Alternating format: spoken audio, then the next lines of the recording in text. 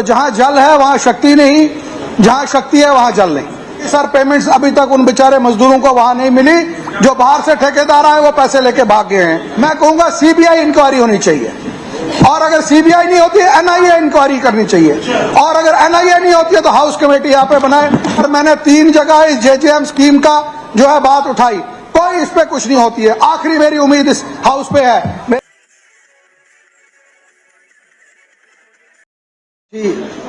तकरीर की मेरी बहन ने बड़ा अच्छा बोला, लेकिन ग्रांट्स पे कम बोला, बाकियों पे बोला, और जो डिपार्टमेंट्स में खामियां बताई मैं भी उसी पे सर 1-2 बात करना चाहूंगा।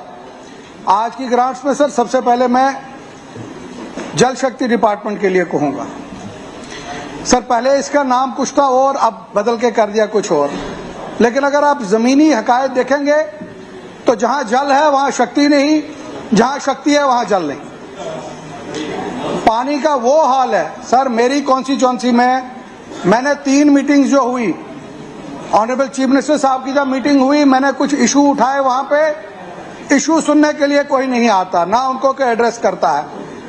4 स्कीमें मेरी कॉन्स्टिट्यूएंसी में इन्होंने कहा कि वो कंप्लीशन में है। मैंने एमडी से लेके नीचे एक्सईएन तक कहा, मैंने कहा मेरे साथ वहां चलने के लिए तैयार हो, देखने के लिए तैयार हो, पानी चल रहा है, कोई जाने के लिए तैयार नहीं है। सर मेरी गुजारिश है सर, 95% यहाँ पे मंत्री साहब भी बैठे हैं, सेक्रेटरी साहब भी बैठे हैं, 95% जो जेजेएम की स्कीम में काम हुए हैं सब कागजों में है, ग्राउंड पे कुछ नहीं है। और तमाम स्कीमें जो है पुरानी स्कीमों को मेजरमेंट करके उनकी बिलिंग निकाली गई है।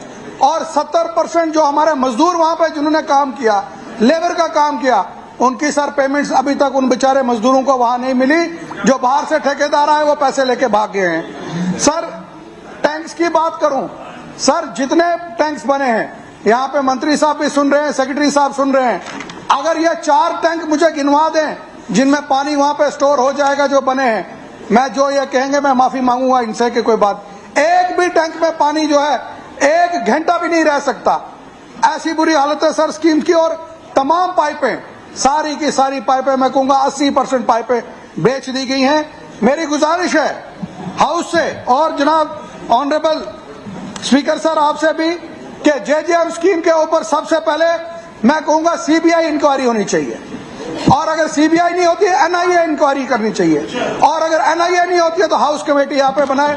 मेरी आपसे गुजारिश है स्पीकर सर, मैं सबसे इधर भी दिखाता हूँ कि प्लीज इसके ऊपर आप एक इंक्वायरी कीजिए, मैं गुजारिश करता हूँ सर एनआईए की इंक्वायरी होनी चाहिए।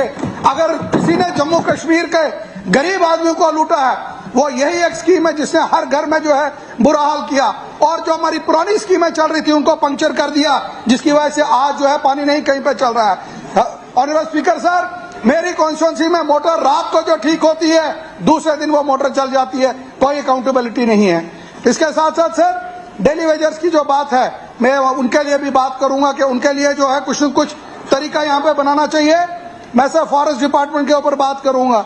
सर अगर आप ऑनरेबल स्पीकर सर, अगर आप कभी विजिट करें हमारे जो जितने भी जंगलात है, वो पुंछ हो, सुरनकोट हो, मुगल रोड हो, सर लाखों के हिसाब से पेड़ गिरे हैं बर्फ की वजह से, और वो लकड़ी सड़ रही है। और पुंछ अगर मैं कहूं, मैं वहां डिस्ट्रिक्ट हेडक्वार्टर पे हजारों के हिसाब से लोगों की एप्लीकेशन लगी है कि जो फॉलन ड्राई ट्री है वो हमें वहां पे दिया जाए। सर उनकी सैंक्शंस नहीं हो रही है, मेरी गुजारिश है कि उनकी सैंक्शंस वहां पे होनी चाहिए। और इसके साथ साथ सर यहाँ पे एक हमारे साथी ने कहा कि ST2 के लिए उन्होंने बात की, मैं उनको भी ये कहना चाहूंगा कि ST2 के लिए इनके वालिद साहब उड़ी साहब की बड़ी कंट्रीब्यूशन थी, लेकिन आज बड़ा अफसोस हुआ जब इन्होंने ये बात कही कि जनाब पुंछ को मिले तो वहां मिले। इनको मांगने का हक है, लेकिन पुंछ रजौरी के ऊपर बात करने का इनको कोई हक नहीं बनता, यहाँ पे बात करने का, ना इन्होंने वहां इलेक्शन लड़ा। मैं इनको ये गुजारिश करूंगा सर, मेरी गुजारिश है जो हमारा प्लान बनता है, जो हमारा प्लान बनता है ट्राइबल्स का, सर उसमें जो है चेंजेस नहीं आनी चाहिए, और अगर चेंजेस करनी है तो वो पूरी स्टेट में जो है सब जगह चेंजेस होनी चाहिए, मखसूस कुछ जगह चेंजेस होती है। सर हमारे पहाड़ी हॉस्टल और गुजर बकरवाल हॉस्टल जो है उनकी हालत खराब है। मैं पुंछ के लिए और मंडी के लिए 2-2 नए जो है उनकी बिल्डिंग्स के लिए डिमांड करूंगा, उनके लिए वहां पे हॉस्टल बनने चाहिए। और खास करके सर जो हमारे वाइल्ड लाइफ की बात करूं, सर वाइल्ड लाइफ में एक बहुत बड़ी प्रॉब्लम है सबसे ज्यादा लोग जो इंजर्ड है वो मेरी कॉन्स्टिट्यूंसी के इंजर्ड है। इस वक्त तक पिछले 10 साल में जो लोग इंजर्ड हुए, इस वक्त तक उनको सर कोई कंपनसेशन नहीं मिला, ना मुआवजा मिला।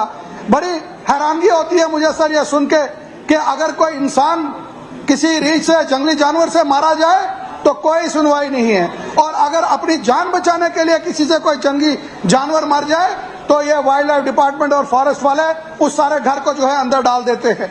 मुझे समझ नहीं आती कैसा कानून है सर। इसमें एक प्रोविजन बनाना चाहिए कि अगर कहीं पे ऐसा कोई जंगली जानवर हो जो कंट्रोल में नहीं आता है, उसको या तो डिपार्टमेंट वाले उसका कुछ करें, डिपार्टमेंट वाले 4 पटाखे वहां पे भेज देते हैं, जनाब अगर रीछ आ जाए तो पटाखे चलाओ वहां पे। मुझे समझ नहीं आती सर, पटाखों से कौन सा रीछ वहां से भागने वाला है, कौन सा जंगली जानवर वहां से भागने वाला है। हमें इस चीज पे सर बहुत, और सर तीसरा सर लास्ट में बात रखूंगा, हमारे फॉरेस्ट एरिया में क्रशर्स लगे हुए हैं। दरिया से तो लैंड जो माफिया था माइनिंग का उठाता था, लेकिन फॉरेस्ट एरिया से भी सर जो है सारा मटेरियल उठा के जो है वो इस्तेमाल हो रहा है। मेरी गुजारिश है उसमें स्पीकर सर आपके द्वारा कि इन चीजों पे कार्रवाई हो। लेकिन सर आखिर में मैं कहूंगा सर, मैंने 3 जगह इस JJM स्कीम का जो है बात उठाई, कोई इस पे कुछ नहीं होती है। आखिरी मेरी उम्मीद इस हाउस पे है, मेरी गुजारिश है सर इसके ऊपर कोई न कोई कार्रवाई होनी चाहिए।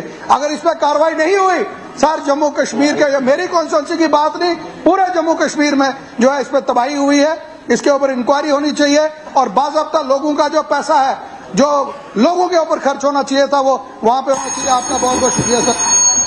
तनवीर